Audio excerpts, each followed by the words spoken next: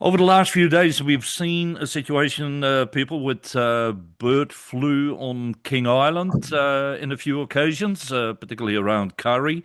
It's Monday afternoon, 4 p.m., as we record this interview, so the situation as is right now.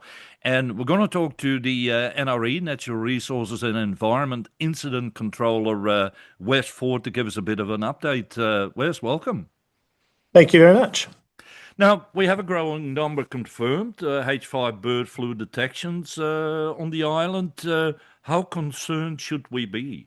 I think as a community of Tasmania, we need to be concerned that we clearly now have bird flu hitting Tasmania, both on King Island and the North Coast, and that is only likely to spread. If you look at what is happening around the world, what's happened in every other jurisdiction, once these things start, they just continue. So as a community, we do need to be concerned. We have a number of concerns from a community point of view. First and foremost, people who have backyard chooks, backyard ducks, people who grow birds for food, there is a real risk for those people that their bird flocks will be impacted at some point in the coming weeks and months. And that'll be loss of birds, loss of productivity, bird-to-bird transmission. And for people who have free-range chooks or free-range ducks, it's very hard to remove any interaction with wild birds. So at the moment, we're going through a process where it would seem that bird flu is starting to be present in our wild populations. And if you think about the types of birds, people might not necessarily interact with crested terns. Once it's into the silver gulls, which is now we have two positive silver gull records from Curry, the silver gulls do interact more broadly in the community in terms of the rubbish tip, or silver gulls are about to go into nesting and breeding cycles. They're going to interact more with each other. You might anticipate that bird flu is going to go through the silver gull population pretty quickly over the course of coming weeks. So as a consequence, we'll probably see more dead silver gulls, and that whole challenge around, well, as members of community who might be impacted because we keep birds, there is a significant increased risk for that activity. There is also a low but not zero risk of bird to human transfer. So people need to give thought to their own personal hygiene. Our position is avoid handling dead birds. People need to be aware, for example, that bird flu as a virus is toxic and fatal to cats. May not be overly impacting on dogs. How it affects mammal species is quite variable.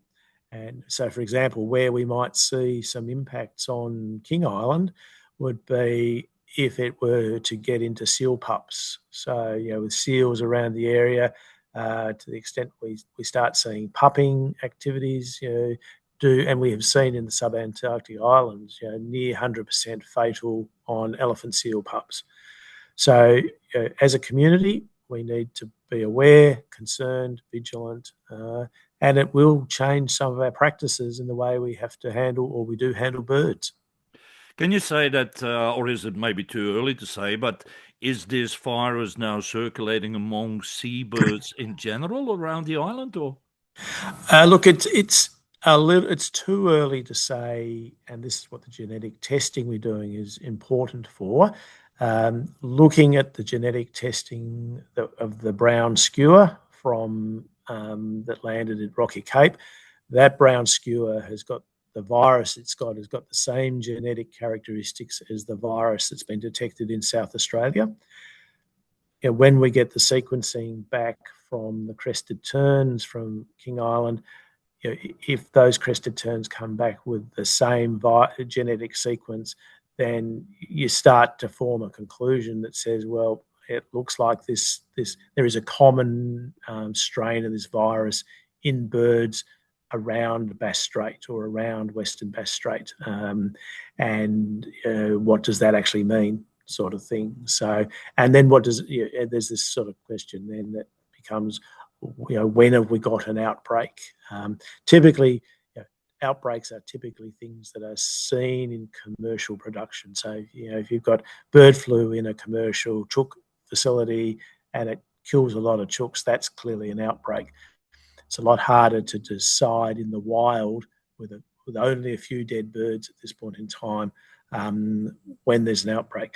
And of course, the other reality for everyone in the space is that what we're seeing is just a tip of what is out there in the population. The fact that sick birds end up in close proximity where people find them and are able to report them, and we're able to test them, is only a very, it's a subsector of what might be happening in the broader population. Of course, we can't sample the broader population. So at the moment, it's a little bit too early to say what is happening across that population. But if you're looking in terms of probability and most reasonable outcome, you would reasonably expect that the bird flu virus is starting to move through the population of seabirds in Western Bass Strait. What knowledge do we have about the birds that do get the flu? Does it take weeks before they die? What do they die of? How is that process? Do we know? Look, it's actually not that dissimilar to a human flu. It's a respiratory, so typically exposure and then getting positive, catching the disease is probably going to be anywhere between 2 and 5 days. Most of these, it's an influenza type virus, so it's related to influenza A. You think about it, if you think about these things in human terms, they're not that dissimilar. So, think about us. It takes typically 2 to 3 days for the incubation period for the virus to manifest itself, and we see it in our upper respiratory tract, clogged lungs, clumped sinuses, difficulties in breathing.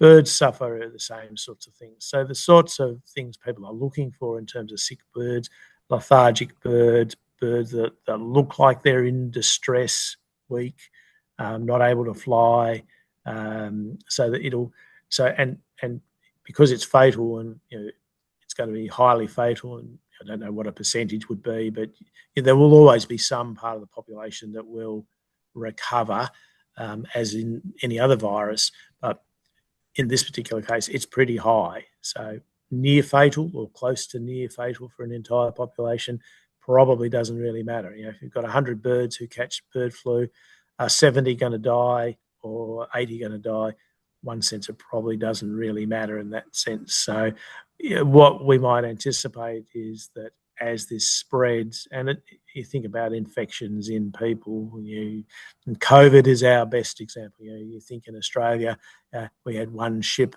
with a few people who got off with COVID and it went through the country. Bird flu will take exactly the same sort of course. It and gets into a number of individual animals, and depending on how those animals are coming in contact with each other, recognising we're about to go into bird nesting period. So for crested terns, for seagulls, they're about to start to go into their nesting cycle, and that means they're going to be in close proximity with each other. Therefore, the rate of transmission is likely to increase. You mentioned COVID. We all know how the COVID was spreading 4 or 5 years ago.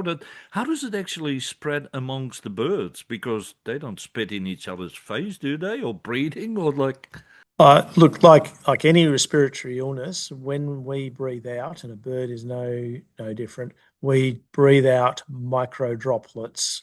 So we are releasing water vapor when we breathe out, and that water vapor can contain fragments of virus in it. So, we typically think in human terms when someone sneezes on, how do colds transfer, there's that physical respiratory transfer because it's come out of the lungs of the birds in close proximity to other birds.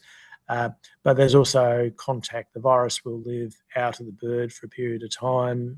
So you might have a circumstance where birds are coughing up mucus or coughing up, again, birds that actually regurgitate food for their young might have an element of virus in it. It gets picked up by the next bird, or it's on a surface that a bird is feeding off, or so on. So there are both avenues of potential transmission through a respiratory one and through a contact option. And I suppose the message I would just keep giving people is when you think about these things in human terms and you understand what's happening in a human context, what's happening in birds with this virus is not that different. You mentioned poultry, chickens. Right now, we don't have a poultry industry here on the island, but people that have chooks in the backyard now, should they put them inside at this stage, or don't worry Yep. yet? Look, I would say absolutely strongest possible advice to people on King Island who have backyard chooks is do whatever you can to try and keep your chooks out of exposure to wild birds, particularly now that we're seeing it in silver gulls. If you have silver gulls coming into your backyard where you have chickens, in all likelihood, at some point in the future, you may expect you're going to get bird flu transfer from those silver gulls to those chickens. Mm. And that's it's a real challenge for the people who look after and have backyard birds, is that they actually don't have the capacity to be able to bring the birds inside for a whole variety of reasons. They just may not have the facilities. They just may not. And so some people are going to have to actually make some decisions about what is best for their birds in these circumstances. Now, you mentioned already cats at risk. What about dogs? Because there's plenty of people on the island that walk their dog on the beach there. So, but my understanding from dogs, and this is general comment, it's not veterinary advice, and there is always an exception to the rule. As I understand it, dogs are what is known as asymptomatic carriers, which means the dog itself might be largely unaffected by the bird flu, but it is certainly capable of carrying it and transmitting it. So a dog chews up a manky seagull that died because it had bird flu. The dog picks up the virus but is unaffected by it. You take the dog home to your yard, and then the dog's running around with your chickens, and 3 days later your chickens all end up sick.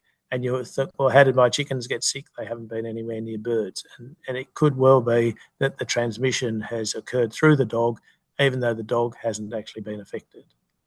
Now, how long does the virus stay? In a way, sort of like you have a dead bird still lying on the beach there. How long does that virus carry? Say after it died within the first 24 hours, or after a few days, or Yeah, look, most viruses in animals, their life expectancy after the animal has died is pretty limited. By the time you get to 72 hours, you might have the virus loading might have dropped off.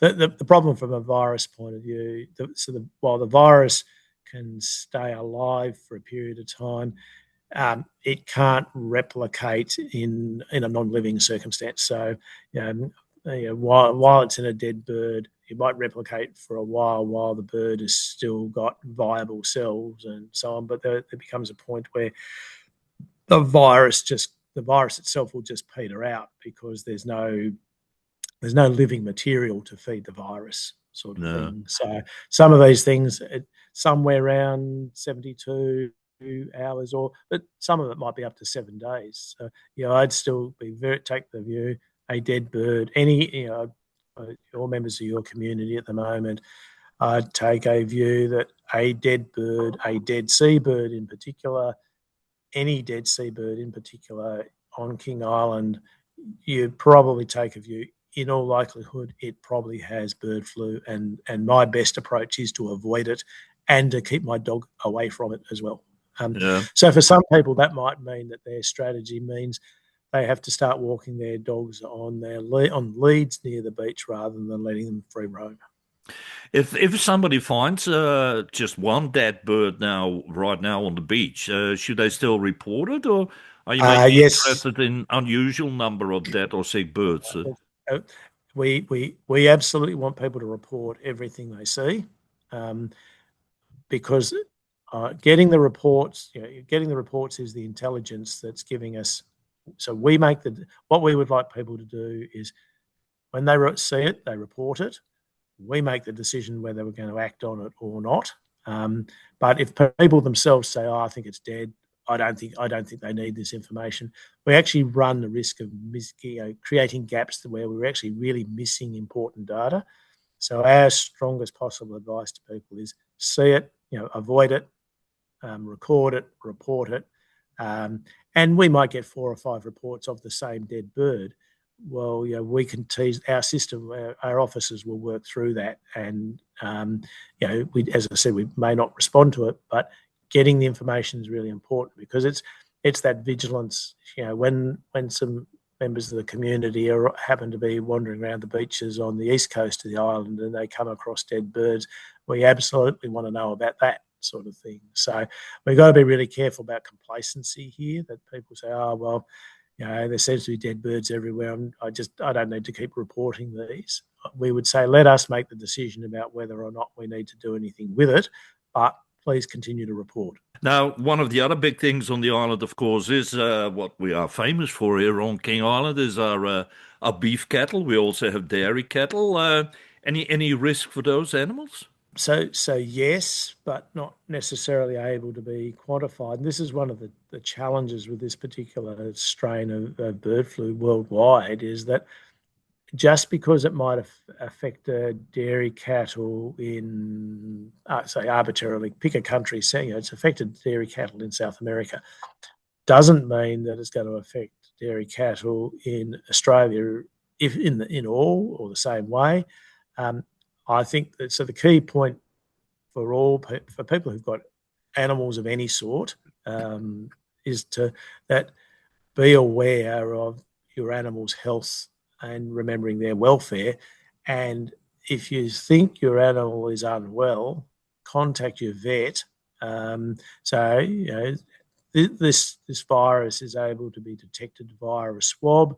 So, for example, if someone's dairy cow suddenly became unwell and with no particular explanation, taking a swab of the material and having it tested would either eliminate, no, it's not bird flu, it's some other cattle disease, or could in fact confirm that, yes, there is actually bird flu present in this particular species.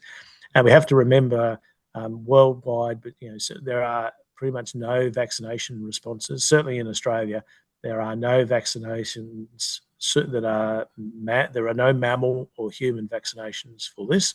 There are only vaccinations that are in place for non-poultry. So the vaccinations that are being rolled out across the country at the moment are only for birds and in effect only for captive birds, because Victoria is going through a trial in terms of doing some vaccination in part of its wild penguin population to see how that sort of holds up to that sort of process. But vaccination is not a solution for people.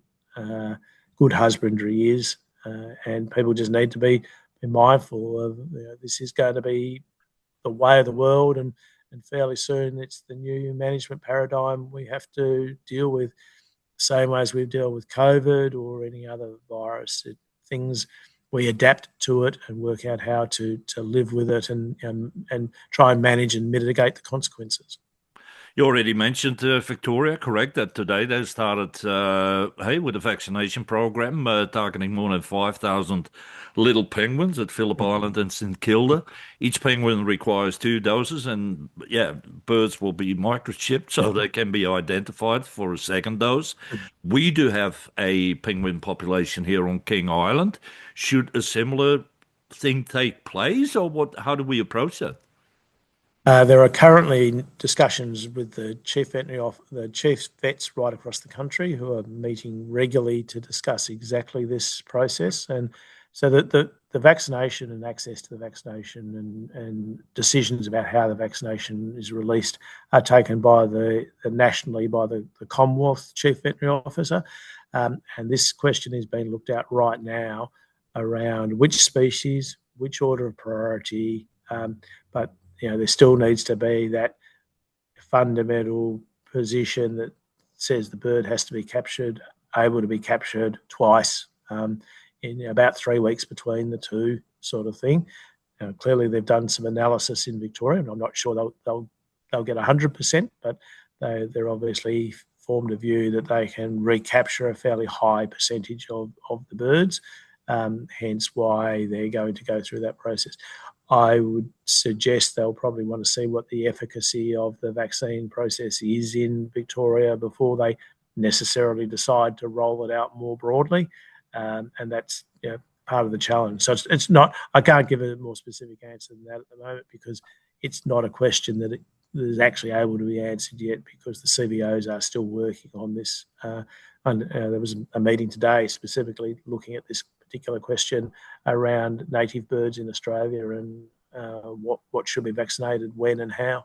Now they've controlled the beaches around northwest Tasmania, also King Island, with a helicopter over the last couple of days. I'm sure it's not coming back every single day to King Island, which is obvious. When it comes to observation, we have a lot of beaches that are not often walked or used by people. And would it be an idea that even like people here on the island that might have a drone and that sort of with organized by council or another organization to say, have a piece of beach that you check maybe once a day or once every couple of days just to be knowing what is going on? I would sort of wrap all that up into a concept about what considers and science offer in a coordinated response. So at the moment, we've had an outstanding response from individuals in the King Island community responding to the call, saying, "Please report." Moving to a next level of a coordinated island-based community surveillance certainly is something that I think has merit in us exploring. At the moment, we're working up a stakeholder engagement plan to work with a number of stakeholders, and I'll throw that back into the mix for our planning people to give some thought to. But I think it's absolutely something that we want to have a conversation with the council about, because for us, in this, information is king.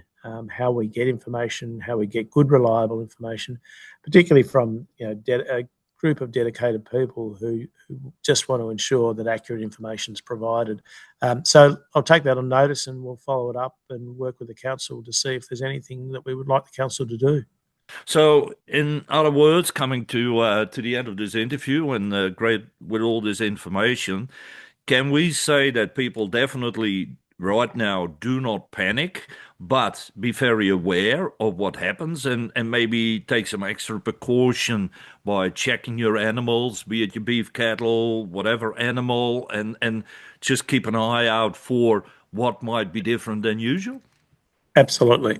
Look, I think I would put this into three different categories of the community in large. Doesn't This is irrespective of whether it's business or private.